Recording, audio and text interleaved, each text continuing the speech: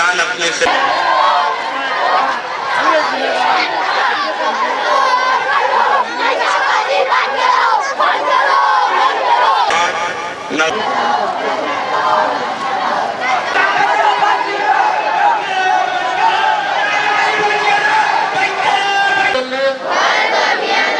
ಮುಂದಾಗುತ್ತಿದ್ದೇವೆ.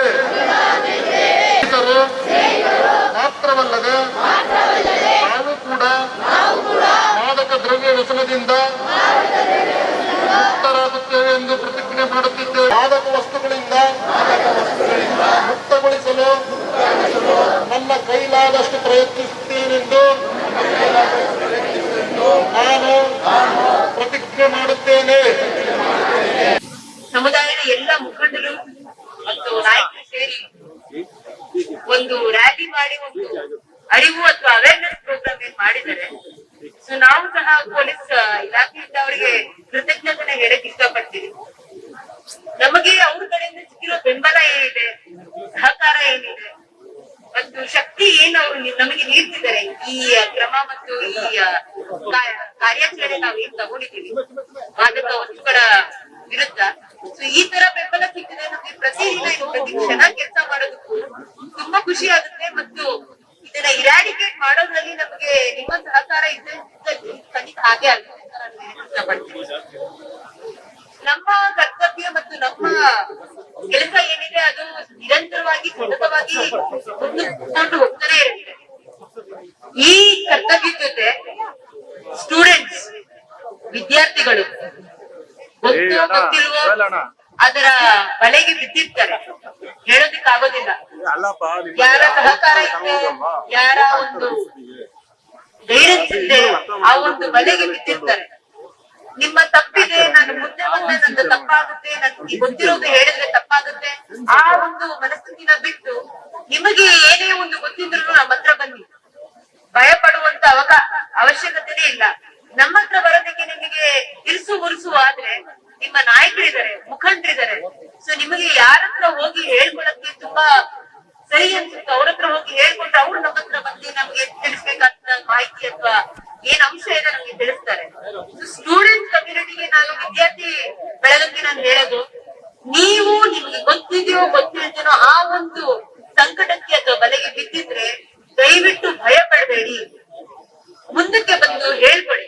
ನಿಮ್ಮ ಶಿಕ್ಷಕ ವರ್ಗದವರಾಗಿರಬಹುದು, ನಿಮ್ಮ ಸಮುದಾಯದ ನಾಯಕರಾಗಿರಬಹುದು, ಅದಕ್ಕಿಂತ ಮುಖ್ಯವಾಗಿ ನಿಮ್ಮ ತಂದೆ ತಾಯಿಯರ ಸಹಕಾರ ಮತ್ತು ಅವ್ರ ಹತ್ರ ಹೋಗಿ ನೀವು ಹೇಳ್ಕೊಂಡಷ್ಟು ಅವರು ನಿಮ್ಗೆ ಹೇಗೆ ಇದರಿಂದ ಹೊರಗೆ ಬರಬೇಕು ಆ ಒಂದು ಕೆಲಸಕ್ಕೆ ಆ ಒಂದು ನಿಟ್ಟಿನಲ್ಲಿ ಅವ್ರು ನಿಮ್ಗೆ ಸಹಕಾರ ಕೊಡ್ತಾರೆ.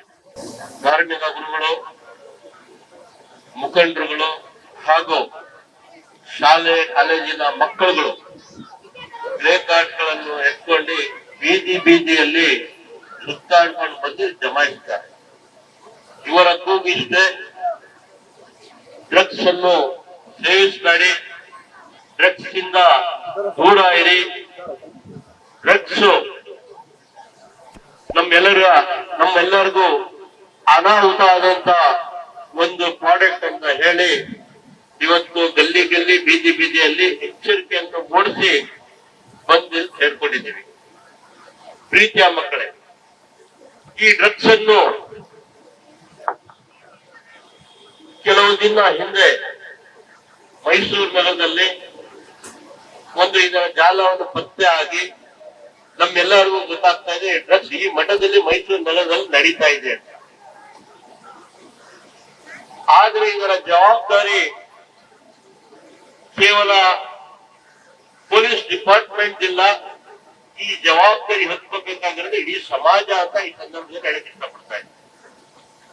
ಇವತ್ತು ನಾವು ಪಾರ್ಕ್ಗಳಲ್ಲಿ ಗಾಂಜಾವನ್ನು ಸೇವಿಸುವ ಸಂದರ್ಭದಲ್ಲಿ ಇವತ್ತೇನ್ ನಾವು ಸೇರಿದೀವಿ, ನಮ್ಮ ಮುಖಂಡರು, ನಾವು ಧಾರ್ಮಿಕ ಗುರುಗಳು, ಶಾಲೆ ಮಕ್ಕಳು, ಅದೇ ರೀತಿ ನಾವು ಅಲ್ಲಿ ಹೋಗಿ ಆ ಸೇವಿಸುವಂತ ಹಿಡ್ಕೊಂಡು ಅವನ್ನ ಬುದ್ಧಿವಾದ ಹೇಳಿ ಅವ್ನ್ ಯಾರು ಮಾರಾಟ ಮಾಡ್ತಾ ಇದ್ದ ಅಲ್ಲಿ ಹೋಗಿ ಅಥವಾ ಬೇರೆ ಕಡೆ ಹೋಗಿ ಗಲಾಟೆ ಮಾಡ್ತಾ ಇದೆ, ಬಹುಶಃ ಇದು ಮೈಸೂರು ನಗರದಲ್ಲಿ ಈ ಮಟ್ಟದಲ್ಲಿ ಬರ್ತಾ ಇರಲಿಲ್ಲ ಅಂತ ನಾನಾದ್ರೂ ಹೇಳಕ್ ಇಷ್ಟಪಡ್ತಾ ಇದ್ದೀನಿ. ಇವತ್ತು ಎಲ್ಲಾ ಕಡೆ ಪೊಲೀಸ್ ಡಿಪಾರ್ಟ್ಮೆಂಟ್ ಆ ಡ್ರಗ್ಸ್ ಸಿಕ್ಕಿದ ಮೇಲೆ ಎಲ್ಲಾ ಕಡೆ ಏನ್ ಬಂದೋಬಸ್ತ್ ಮಾಡಿದ್ರ? ನಾನು ಈ ಸೇರಿರುವಂತ ಎಲ್ಲ ಮುಖಂಡರುಗಳು, ಧರ್ಮ ಮುಖಂಡರುಗಳು, ಈ ಮಕ್ಕಳ ಕಡೆಯಿಂದ ಇನ್ನೊಂದ್ ಸ್ವಲ್ಪ ಪೊಲೀಸ್ ಡಿಪಾರ್ಟ್ಮೆಂಟ್ಗೆ ಕೈ ಮುಗಿ ಮನವಿ ಮಾಡ್ಕೊತೀವಿ. ಇದೇನ್ ಮಾಡಿದೀರಾ ಇದು ಮುಂದುವರಿಸಿ. ಇದು ಕೆಲವು ದಿನಕ್ಕಾದ್ರೆ ಇಂಥ ಪಾಪಿಗಳು, ದೇಶ ದ್ರೋಹಿಗಳು ತಿರ್ಗಾ ಕೈ ತಲೆ ಎತ್ತಿದ್ದಾರೆ. ಇವ್ರ ಮನೆ ಒಂದು ಉದ್ಧಾರ ಮಾಡೋಕ್ಕೋಸ್ಕರ, ಇವ್ರ ಮನೆ ಉದ್ಧಾರ ಮಾಡೋಕ್ಕೋಸ್ಕರ ಸಾವಿರಾರು ಮನೆಗಳು ಇವತ್ತು ಡ್ರಗ್ಸ್ ತಗೊಂಡು ಸಾವಿರಾರು ಯುವಕರು, ಈ ದೇಶದ ಭವಿಷ್ಯ ಯುವಕರು, ಆ ಯುವಕರು ಇವತ್ತು ಎಲ್ಲಾ ಕಡೆ ಇವತ್ತು ಅವ್ರ ತಂದೆ ತಾಯಿ ಮಾತುಗಳು ಕೇಳ್ತಾ ಇಲ್ಲ. ಏರಿಯಾಗಳಲ್ಲಿ ನೆಮ್ಮದಿ ಬದುಕ ಕೊಡ್ತಾ ಇಲ್ಲ. ಒಳ್ಳೆಯವರು ಓಡಾಡಂಗಿಲ್ಲ, ಒಳ್ಳೆ ಪಾರ್ಕ್ ನಿಂತ್ಕೊಳ್ಳಂಗಿಲ್ಲ. ಒಂದು ಹೋಟ್ಲಲ್ಲಿ ಹೋಗಿ ಒಳ್ಳೆಯವರು ಇಂಥ ಗುರುಗಳು ಟೀ ಕುಡಿಯಂಗಿಲ್ಲ. ಅದಕ್ಕೆ ಕಾರಣ ಈ ಡ್ರಗ್ಸ್ ಮಾಫಿಯಾ ಮೈಸೂರು ನಗರದಿಂದಲ್ಲ, ನಮ್ಮ ದೇಶದಿಂದಲೇ ತೊಳಬೇಕು.